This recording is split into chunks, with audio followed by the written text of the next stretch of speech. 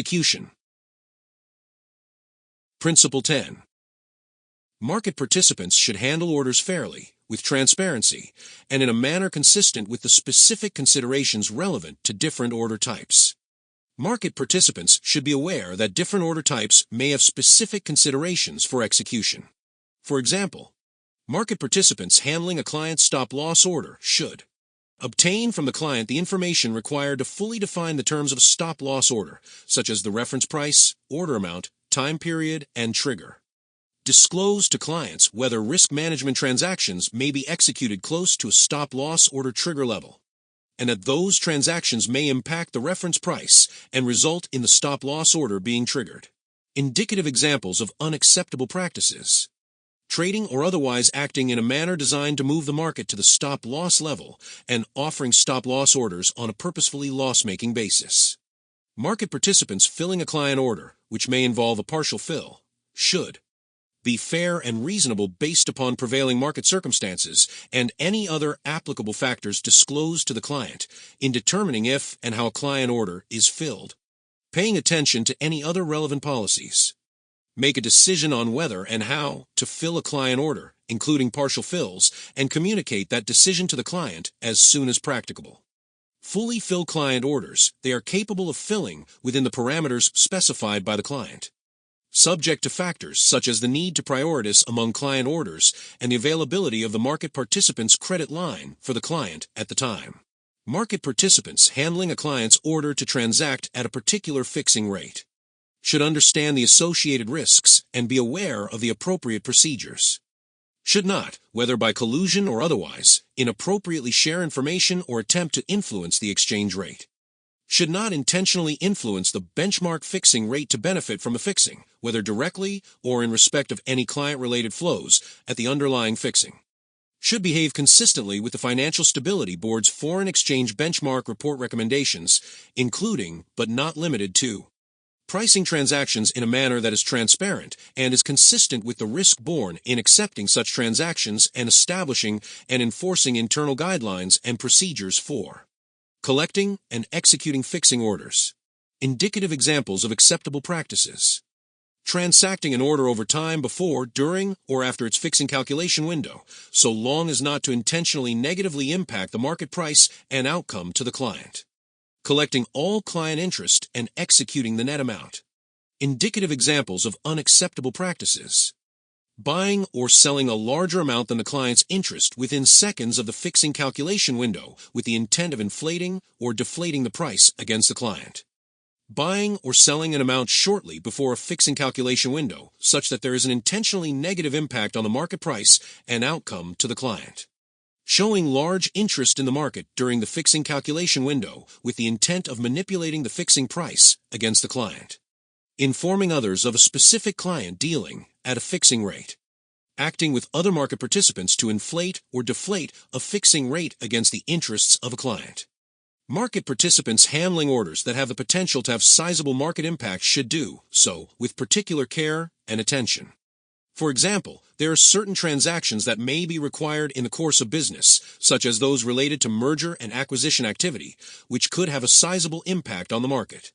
Market participants who initiate client orders in a principal role, where execution of FX transactions is subject to a written agreement in advance with the client identifying when the market participant should initiate such FX transactions, such as auxiliary services to facilitate a securities or futures transaction or FX hedging services agreements, should operate within the parameters of that written agreement. Establish and disclose a transparent order execution policy, including factors affecting the execution of client orders, factors affecting the choice of execution venues, and information as to how the principal provides fair and transparent execution of client orders. Be transparent with the client about terms and conditions, principally setting out fees and commissions applicable throughout the time of the agreement, and make available sufficient information to enable the client to assess the quality of execution. Where available, this should include the date and time of execution, along with market reference rates at the time of execution. Principle 11. A market participant should only pre-hedge client orders when acting as a principal, and should do so fairly and with transparency. Pre-hedging is the management of the risk associated with one or more anticipated client orders, designed to benefit the client in connection with such orders and any resulting transactions. Market participants may pre-hedge for such purposes and in a manner that is not meant to disadvantage the client or disrupt the market. Market participants should communicate their pre-hedging practices to their clients in a manner meant to enable clients to understand their choices as to execution. In assessing whether pre-hedging is being undertaken in accordance with the principles above, a market participant should consider prevailing market conditions and the size and nature of the anticipated transaction. While undertaking pre-hedging, a market participant may continue to conduct ongoing business, including risk management, market making, and execution of other client orders. When considering whether pre-hedging is being undertaken in accordance with the principles above, pre-hedging of a single transaction should be considered within a portfolio of trading activity, which takes into account the overall exposure of the market participant. When a market participant is acting as an agent, the market participant should not pre-hedge. Principle 12. Market participants should not request transactions, create orders, or provide prices with the intent of disrupting market functioning or hindering the price discovery process. Market participants should not engage in trading strategies or quote prices with the intent of hindering market functioning or compromising market integrity. Such strategies include those that may cause undue latency, artificial price movements, or delays in other market participants' transactions and result in false impression of market price, depth, or liquidity.